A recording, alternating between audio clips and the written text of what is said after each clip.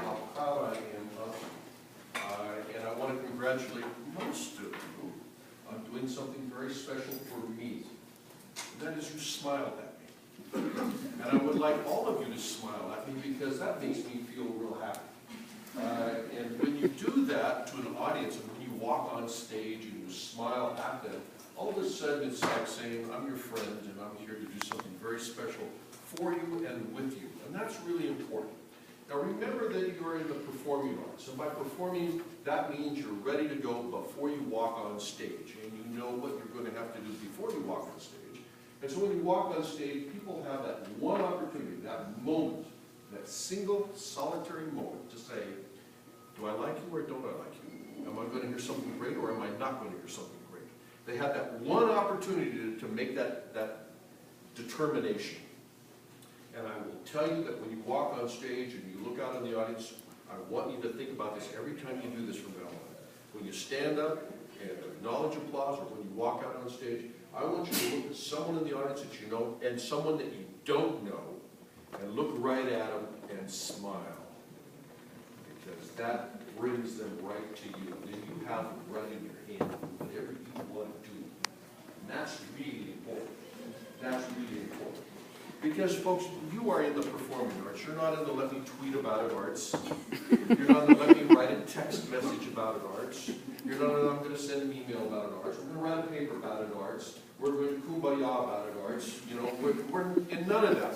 We're in this really cool thing of real-time music. Real-time music. And what I want to take is just a few moments to talk about why. It's real easy to stand up here and say, okay, the B flat was flat on this, I want you to put a crescendo here, this was overshadowed. It's real easy to say all that stuff. Anybody can do that. That's not what makes music. Music is that wonderful thing that connects you and me, our souls, that makes something fulfilling. You're in music because it's emotional to you, not because it's just an intellectual process. You like it. If you didn't like it, you wouldn't be here. That requires work, dedication, practice, all of those things, yes.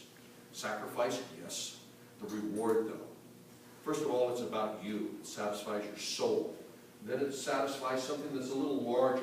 This is about autonomy and about something a little larger. You're in a section, you're in an ensemble. And then you're creating something that is larger than the sum of the parts. You're really creating something that's very magical. And I want you to get this in your brain. Because when you play music, it's not for an award. Forget that part. You're there to talk to me and tell me something about music and about your soul, through your craft, and through your genius. And yes, it is genius, and don't you forget that. It is genius. Genius what you do. I wish ABC, CBS, NBC, CNN, and everybody could be here to hear just exactly what you do. Because corporations pay billions of dollars every day to do what you train to do. Let me give you 5 quick things about what you do that corporations pay billions. I mean beep. That's 13 zeros, ladies and gentlemen. 13 of those little suckers. That's a lot of juju. That is a lot of juju. Okay? 13 of them. Okay? First of all, you learn to work independently. You're responsible for yourself. You have to be. Corporations want people to be responsible for themselves. 2, you have to learn to work as a team. Look at you. You have to learn to work within a section. You have to learn to work within an ensemble. You have to do all of that business. 3, you have to look ahead and find out what's going on. If you read one note at a time, you're toast. It doesn't work. Corporations want people to look ahead to plan and problem solve. Okay? 4, corporations want people to learn how to multitask. Have you ever really taken a look at music? Open this up for me. Thanks. I'm going to steal this. Any of those of you that don't read music, this is Klingon. This is flat out Klingon. This is really incredible stuff. I mean, you got lines, it's got spaces, you got all kinds of black lines, you got open note heads, closed note heads, you got letters on there, you got a foreign language. My God, what else is there? You talk about complex, this is complex. This is really incredible juju. Okay? You have to multitask. And that's just to understand it. That's not to do it. That's to understand it. Once you learn to understand it, then you got to do it. You know, I can explain everything you want to know, what a football looks like, how much it weighs, what the quarterback does, when hikes to a kicker, to the quarterback, and then they're going to kick it. I can tell you all of that, so can you. Okay, now let's go kick a few. Oops. Don't work, does it? Who does steal this from? I'm going to give that right back to you. And the last one, which is the most important one that you do with genius every day. Real-time problem solving. Let me tell you, that is the biggie. Real-time problem solving. You as an artist, when you're on stage and you are performing, if something goes wrong, it's your job to fix it so that I don't know that there was a mistake. There never has been a perfect performance, there never will be a perfect performance. But we can certainly fake it so people think it's perfect. That's what you do every day. So those are the 5 things. Someone asks you why music, just go, 5.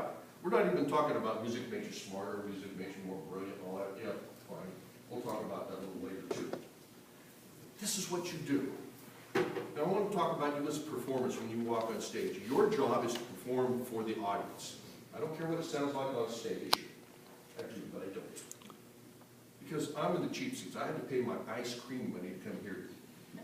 And I saved up my ice cream money. I got my 50 cents, and I'm going to be in the back row, in the back seat, as far back as I can get, because that's all I can afford. I can't afford $300 up front. But I can afford my ice cream money, and I'm going to spend it on you. And I want to hear you. And I want to hear everything that you're going to do. Okay, now what is it that you have to do for me out there that's different than what you're doing for you on stage? Let's talk about that. This is important stuff. How many of you remember the first time you heard your voice recorded on any kind of machine? Was that you? No, of course not. Intellectually, you know it was you, right? You know it was you, but you go, I don't sound like that. There's no way I sound like that. I sound better than that. Well, you know, right? You sound brilliant. It's like, really? Seriously, I sound like that? And it's difficult. And that's part of this perception thing. Perceive to self what you thought you were going to say into that thing. And then when you heard it, it was perceived to others. And you finally got on the other side of the coin. It's like, whoa. So that's what I sound like. Really? Okay, now let's take a look at some other things. How many of you, I'm going to do several analogies, which all leads into what we're going to talk about on music. How many of you know a thespian? Okay, what's a thespian? It's okay, don't look at it's okay. We're friends. What is a thespian? It's a type of person in theater? Yeah, and they're actors or actresses, right.